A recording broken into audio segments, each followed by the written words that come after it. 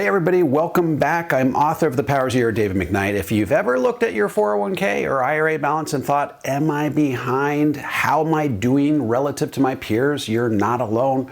Today we're diving into actual 401k balances by generation and more importantly, what you can do if you're not where you want to be financially. All right, let's jump in. So first up, some numbers. These come courtesy of Fidelity, Vanguard, and a few other major retirement platforms. They manage millions of accounts, and while the numbers shift a little from year to year, the overall trends are clear. Here are the average 401k balances by generation in 2025. Gen Z, ages 13 to 28, average between $7,000 to $13,000. Millennials, ages 29 to 44, are around $45,000 to $67,000. Gen X, ages 45 to 60, average between $145,000 and $192,000. And baby boomers, ages 61 to 79, have between $215,000 to $250,000 on average. Now let's talk medians because averages can be skewed by overachieving super savers. The median 401k balance for Gen Z is just $2,500. For millennials, about $15,500. Gen X, around $44,000, and boomers come in at roughly $61,000. All right, let's begin by addressing why so many people are so far behind. The first big one is student loans. Paying student loans off can set people back years before they start allocating money towards retirement accounts.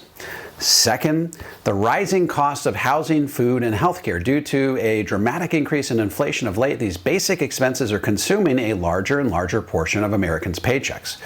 Third, and probably most important, most of us were never taught the fundamentals on how to save money. Okay, if you are behind the 8 ball when it comes to retirement savings, here are 6 steps to help yourself get back on track starting right now.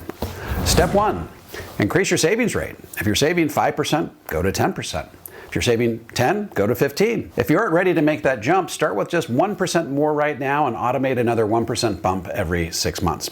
Here's a simple rule if you feel like you're falling behind. If you're in your 20s, aim for saving at least 15% of your income. In your 30s or 40s, push for 20% to 25%. In your 50s, go as high as you possibly can. Every little bit helps. Step 2, invest tax-free. Did you realize that when you're under age 50, you can put $7,000 in your Roth IRA for you and $7,000 for your spouse if you're married? That number goes up to $8,000 each if you're over age 50, and you can put an additional $23,500 each into your Roth 401ks. That goes up to $31,000 each if you're over age 50. That's a huge opportunity to sock massive amounts of capital into tax-free retirement accounts. Okay, now why Roth? Because believe it or not, you're likely in a lower tax bracket now than you will be in retirement. That may sound counterintuitive, but consider this. Our national debt is spiraling out of control, and most experts now believe that taxes could as much as double within the next 10 to 15 years to keep our country solvent. By investing in a Roth IRA or Roth 401k, you pay the taxes now so that you can enjoy tax-free distributions down the road when tax rates are likely to be dramatically higher than they are today. Step 3, set up a Volatility Shield account for retirement. What's a Volatility Shield and why do you need one? Consider this. When you begin taking money out of your stock portfolio in retirement, the highest sustainable withdrawal rate, according to experts, is 4%. So if you have $1 million in your Roth IRA by day 1 of retirement, you can withdraw $40,000 that first year, adjusted for inflation every year thereafter. Why is the sustainable withdrawal rate so low? Because the stock market is extremely volatile, and if you take a much higher withdrawal rate in the years following a down year in the market, it could send your portfolio into a death spiral from which it never recovers. I've seen instances where people run out of money 15 years faster than when they ever thought possible by taking distributions from their portfolio in a down market. By setting up a Volatility Shield account, you have money growing in a place that's both safe and productive. And that allows you to supercharge your withdrawal rate in retirement. Here's how the strategy works. In the year following a down year in the market, pay for living expenses out of your Volatility Shield account. This will give your stock portfolio a chance to recover before you take further distributions. This act alone will increase the sustainable withdrawal rate on your stock portfolio to as high as 8% with a 95% success rate. By the way, the best account for this strategy is Indexed Universal Life. It has historical rates of return between 5 and 7% net of fees over time, with a rock-solid guarantee against stock market loss. In fact, Ernst & Young recently came out with a study in which they showed that investors who put 30% of their retirement contributions into Index Universal Life for purposes of the Volatility Shield strategy experience much higher levels of income in retirement than those who invest in the stock market alone. Step 4. Invest intentionally, not emotionally. You don't need to be a Warren Buffett type stock picker to become a multimillionaire by the time you retire. In fact, you don't need to pick any stocks at all. Instead, use low-cost index funds to buy the entire market. Put 70% of your stock market-based portfolio into a total stock market index. That will give you full exposure to the entire U.S. stock market. Then put 30% into a total international stock market index. This will give you exposure to thousands of companies outside the U.S., all in one fund. Index investing is far superior to simply working off a hunch or a stock tip.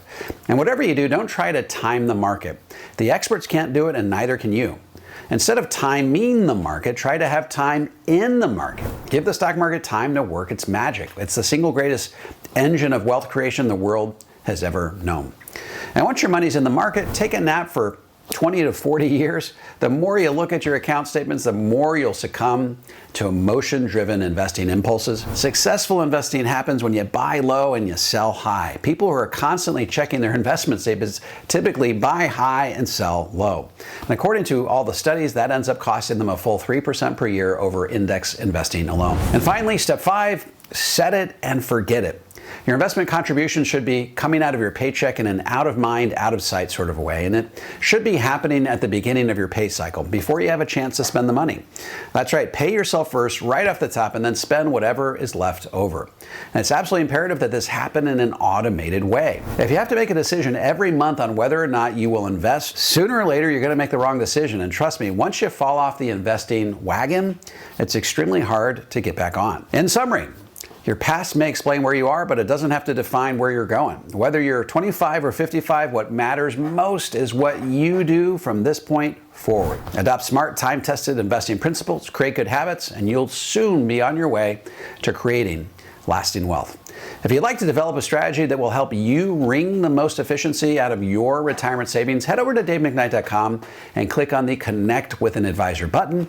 I'm happy to refer you to a financial advisor in my Power Zero network that has been trained, vetted, and qualified personally by me. If you have any comments or questions, feel free to drop them into the comments section below. I'll do my very best to respond to every single one of them personally. And don't forget to click like, subscribe, and the bell so you never miss a video. This is David McKnight. Thanks for watching, and I look forward to seeing you on the next video.